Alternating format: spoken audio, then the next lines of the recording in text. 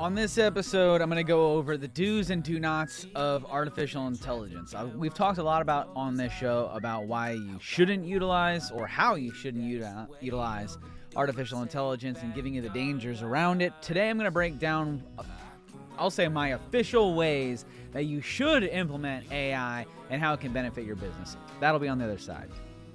Take your guard and let it down, 'cause you can worry wherever now.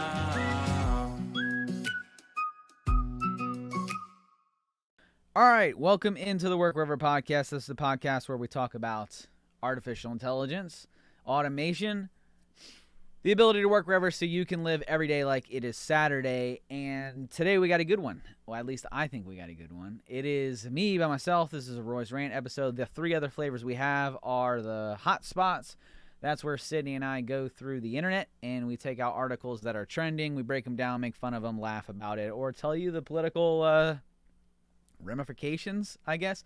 We also then have traditional interview format. That's like you see on every other podcast. Then we have Homegrown. Homegrowns with Haley, my wife. That's where we go over. It's more of a lifestyle podcast where we talk about homeschooling, traveling, things with the family that the work wherever lifestyle has benefited for us. So on today's episode, we're going to talk about how to implement artificial intelligence effectively within a business. So before I get into that, why do you want artificial intelligence? We've seen a lot of things out there. We've seen a lot of different bots out there that claim to save you time, claim to save you money, claim to do all sorts of different things for you, but why would you really want it? So any technology, when implementing any sort of technology, I don't care if it's a CRM, ERP, which a CRM is a client relationship management, ERP, I don't know what ERP stands for, but it has something to do with accounting. I don't do much with ERPs, but ERPs are accounting software, essentially. And so why would you want a CRM, ERP, artificial intelligence? Why would you want to implement automation? Why can't we just do business the way that we've always been done? Great question. The only reason why you should look at implementing artificial intelligence, the only reason why you should look to implement any sort of technology would be to better your business, to make things quicker, better, faster for either yourself, as in your employees, or for your customer base. That's it. Those are the only two reasons. It's not to look fancy. It's not to keep up with the Joneses. It's not for any sort of trend. It is to make your business more efficient for either a better experience for your employees or for your customers. That's it. That's the only two reasons. Okay? So once we've made it past that, you're saying, you know what? I know that there's technology out there. I know that there are things out there that I can do to make my business better for either my employees or for my customer base. I know that they're out there.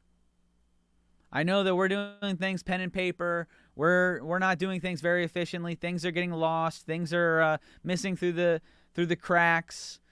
We don't have a strong hold on our finances, our reportings, our projects. We don't have reports. We don't have business intelligence. We don't have a strong hold on our data. I don't know how much we're spending per ad. I don't know how much we're spending per transaction. I don't know what the cost of one of my new clients is, cost of getting a new client. I don't know the cost of losing a client. These are the things that you don't know and don't understand. And the only way that you can know and understand those things is through analyzing the trends. Have those things been tracked previous to technology? Yeah. Have those types of measurements and metrics existed prior to Power BI? Of course. So this isn't something that's new to modern business. Okay, businesses have been tracking MRR, monthly recurring revenue, and cost of clients, cost of losing a client. They've been tracking this since business has existed. So what is so different about the intelligence behind it? Well, the intelligence can help you project through your trends. It can take a look at the trends. You can fine-tune your information and you can do it rapidly.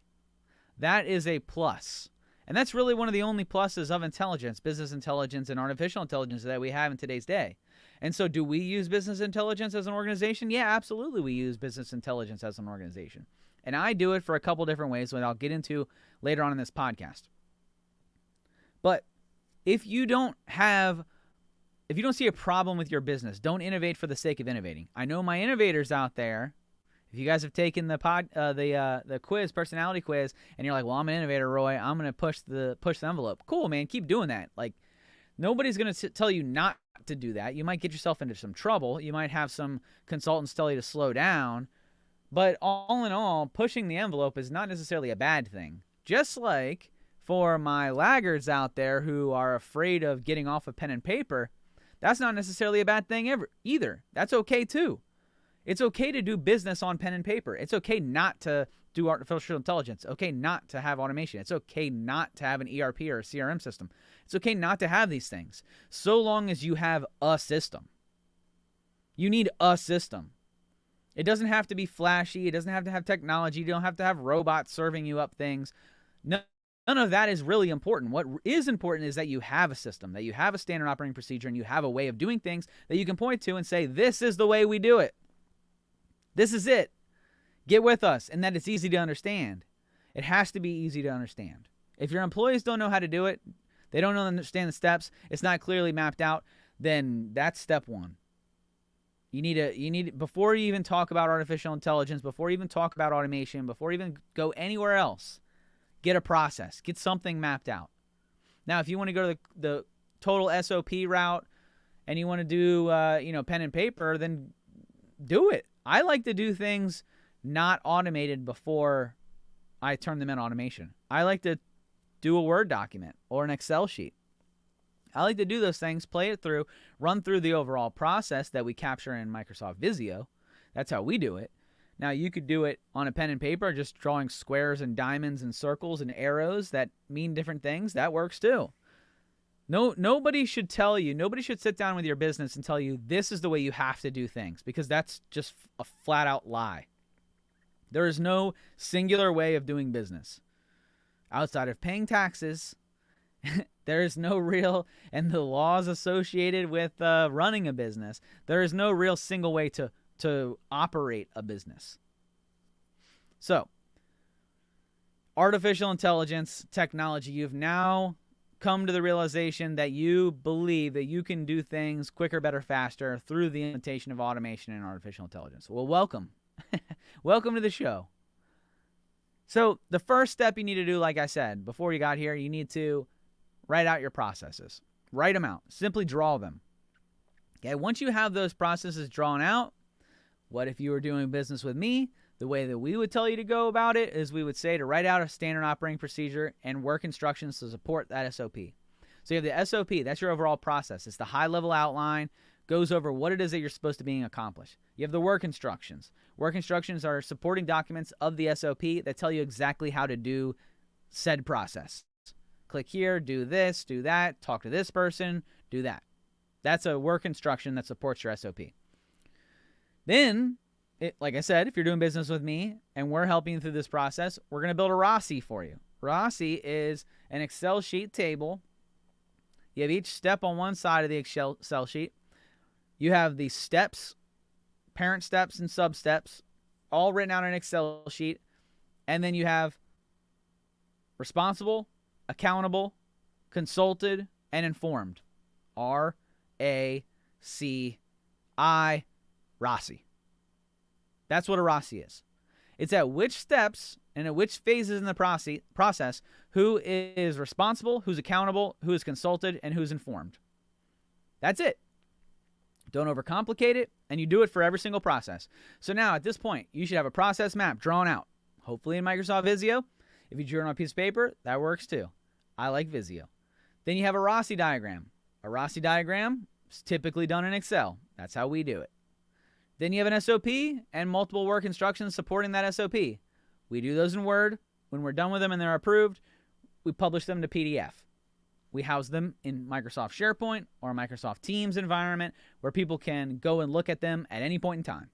I've also seen people create a OneNote, and that OneNote, then you can click through the OneNote and it has different information. You click on it and it brings you up the SOP linked there. That works too. There's no right or wrong answer here. Get creative. Just make sure they're easy to find and people know where to look. Okay? Our documentation is complete. Now, if you don't have any of that, maybe we'll do a whole podcast on how to get to that point. But right now we're going to go over artificial intelligence because that seems to be the prettiest girl at the ball these days. Everybody wants to talk about artificial intelligence or AI. Everybody wants to talk about, here's the thing. 2 years ago, I was at a networking event and somebody asked me what I did. And I said, I do robotic process automation. And they had no idea what it is. They said, what the hell is that? You build robots? No, I don't build robots. I do robotic process automation, meaning a machine carries out an action for me. That's robotic process automation. I tell a bot to do something or a system, and it carries out the task. It's typically administrative tasks. That's robotic process automation. I've been doing it for over a decade. Built some badass systems for the federal government, the military. Some of the things that I have built have hopefully saved the taxpayers millions of dollars, maybe billions of dollars. That's what I do. So do I contract to the federal government? Yeah. Do I talk about how am I a libertarian? And yeah, I'm a libertarian. But my political views of being a libertarian and believing that we should spend less as a government directly correlate with what it is that I do professionally. I save the taxpayer money, or I save businesses money through process automation, through reducing the amount of time it takes to carry out a process. That's my whole gig. That's my whole thing. And then when it comes to a small business or an individual and you're utilizing business robotic process automation or business process automation or just process automation in your daily lives, it's to save you time in doing something. There's a really good book, I've referenced it quite a few times on this show, called The 4-Hour Work Week. It's you are physically making decisions for 4 hours in a week, a whole week. The rest of the time, you are delegating to either a human or a robot. A robot. Artificial intelligence. Now, here is the huge asterisk of the day. Okay? This robot, this artificial intelligence, should not be ChatGPT. That's the huge asterisk in the room. Now, I know what you're saying. Why shouldn't I totally offload my entire business to ChatGPT? Seems really smart.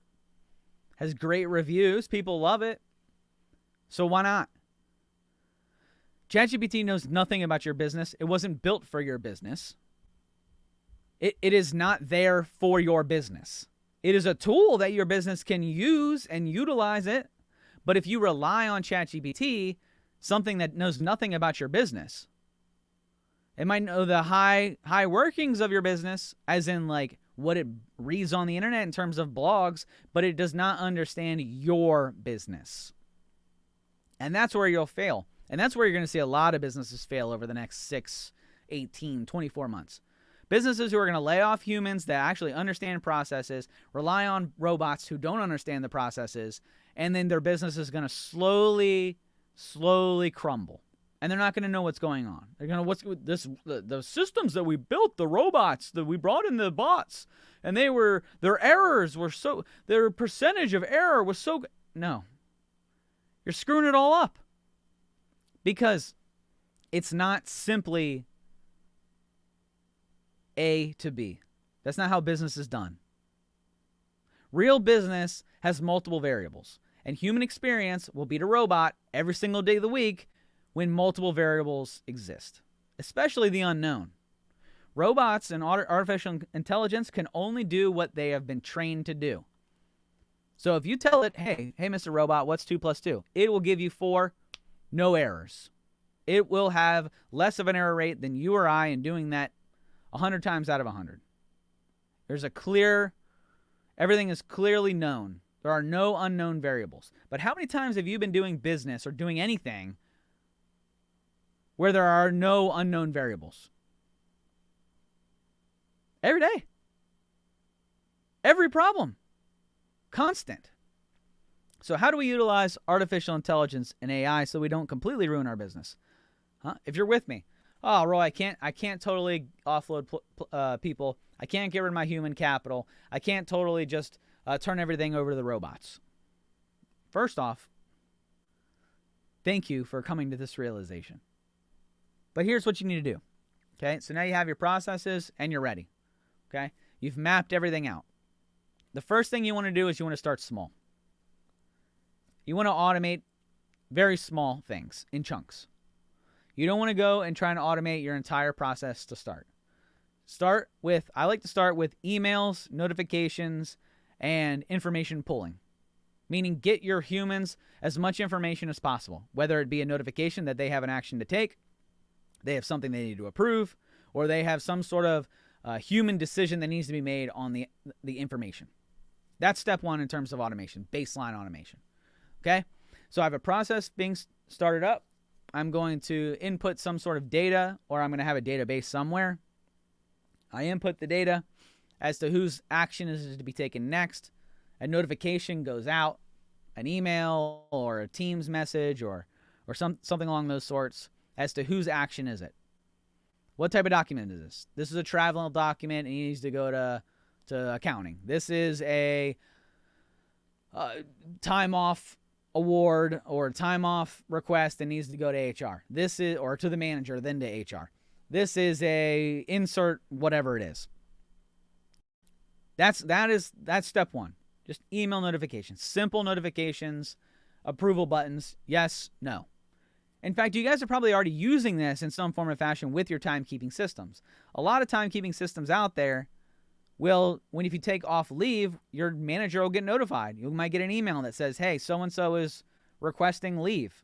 It's a very simplistic baseline automation tool or process to implement in a phase one. I highly recommend you do that. All of you are probably at that point where you can start the process of automating simple, mundane tasks like that. That might take you, I'll tell you what, when I was a federal employee, our process of leave and timekeeping was all printed. And they had to physically walk it down the hall to an admin, and that admin had to compile them and then hand them to the manager, and the manager had to physically, it was disastrous. And then the human had to check the printed Excel sheets and put them into a whole nother system. It's ridiculous. It was ridiculous. Hopefully you guys aren't doing that. And if you are, automate that. It wouldn't be hard. Even you're just building a Power App where maybe you do want to keep it in Excel for God knows whatever reason. You upload the data into a Power App. You upload the Excel sheet into a Power App. It pulls information out of the Power App, automates it, puts it into the system, and then pulls up a Power BI that says, hey, here's everybody's leave. Simple. That's what we're talking about first, as the first step of automation. So your first ways that you can implement automation and artificial intelligence is to notifications. Get those notifications out there. Email, Microsoft Teams, whatever type of notifications you want, get them pumping. That's the first one, first level. I'll give you 3. The second way that you do it is to cross-check information. So I did a podcast where we said that we have had this human-centric design flaw where instead of keeping humans in the center of what's going on, we've removed humans and put technology in the center, and that's a huge mistake, right? So with research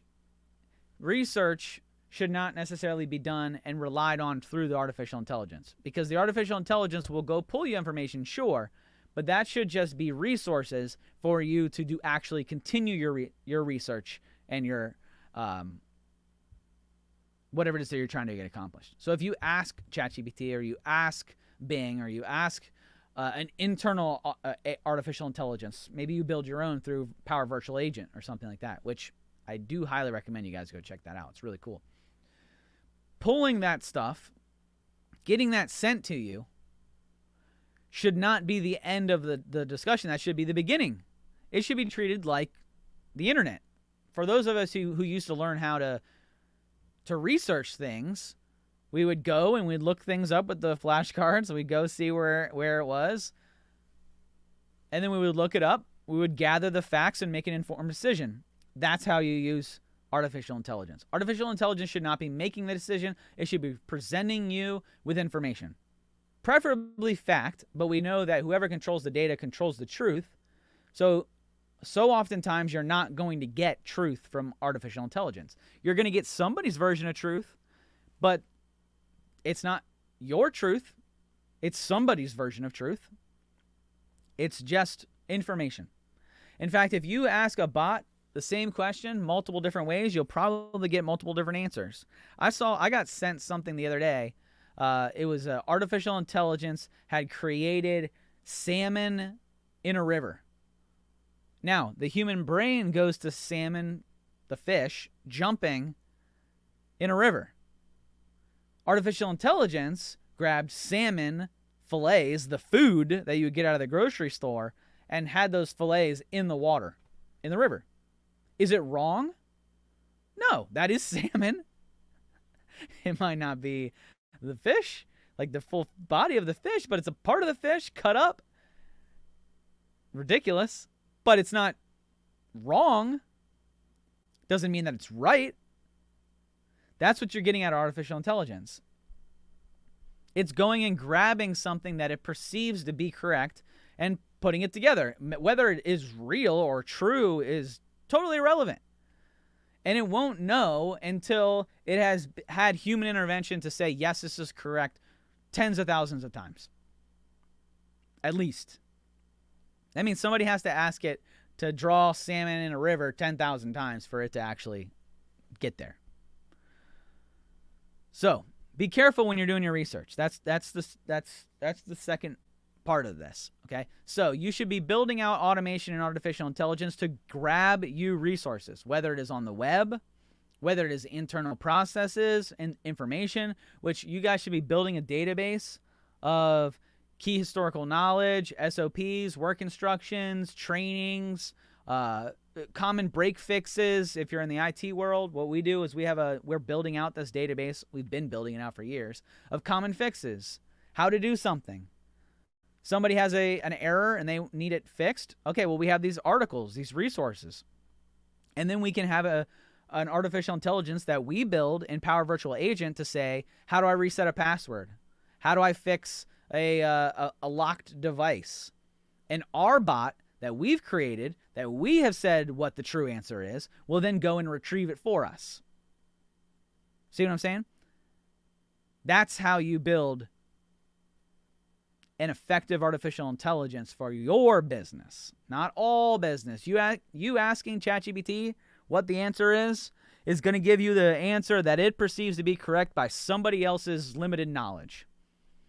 And if that's okay for you, then go for it. It's going to be wrong and you're going to get screwed. But good luck. If you want to pull common information, you want to pull Easter eggs out of the internet, then use your artificial intelligence, ChatGPT. If you want to get something right and pull systems and processes and information out of your own business, then build your own bot. I say through Virtual Agent. They're running a free trial right now for Virtual Agent where you can have it. They say 30 days. I've had it for like 2 years building the same bots. So I don't know when they are going to kick me off this free trial, but you can build a pretty badass bot for next to nothing in Microsoft. Okay, so step 1, eliminate mundane tasks, save you some time and probably some money too. Step 2, accelerate your research and information exchange. Step 3 is to track your resources, tracking things, pulling out big data information. It would take you hours to go through databases, to go through forums, to go through information, data, to pull out and get the appropriate equations of things. You know, what's our percentage of close over the last 10 years? This type of thing. That would take weeks, maybe a month, for somebody to go back, do the research, go through all these things, go through the process, and then build a report in like pivot table, Excel or something like that. So don't do that.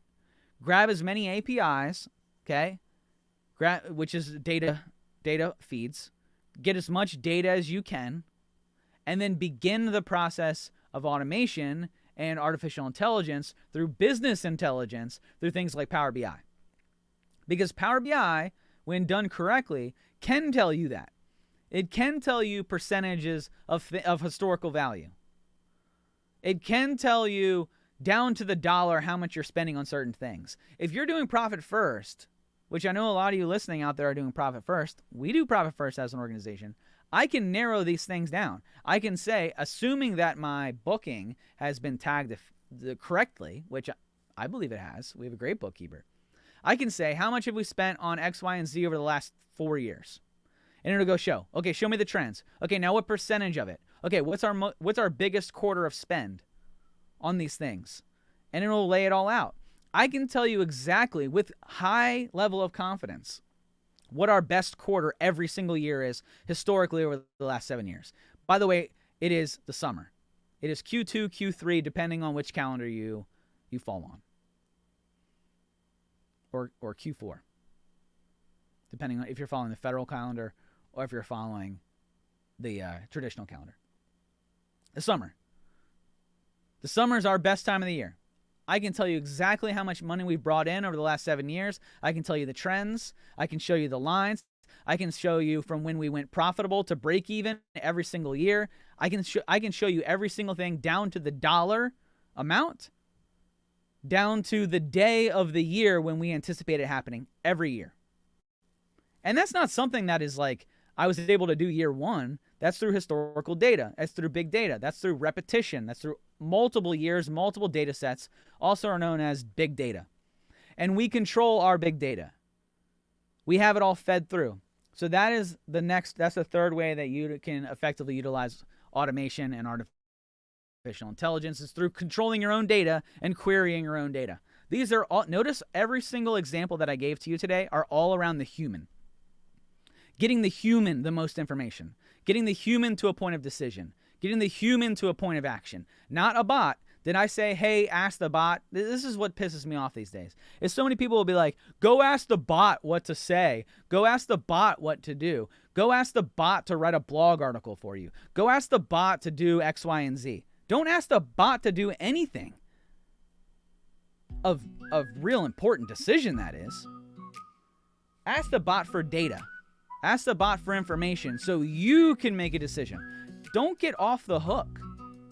Don't try and put your responsibility onto a computer, onto a robot, because as soon as you do, that robot will take your job. And then we're all Skynet. Well, guys, hope you like the show. If you enjoy the show, if you got anything out of it, give me a like and a share. I don't run ads. I don't ever plan to. Share it out. Invite your friends. Thank you guys for listening, because we are definitely getting more and more listeners every episode, every month, and I really greatly appreciate all of you. Thanks for following us on Twitter, Facebook, YouTube. All of our podcasts are posted to YouTube. You can also listen on iTunes and Spotify as well. Thanks for hanging out, guys. This has been the Work Forever Podcast. Until next time, see you.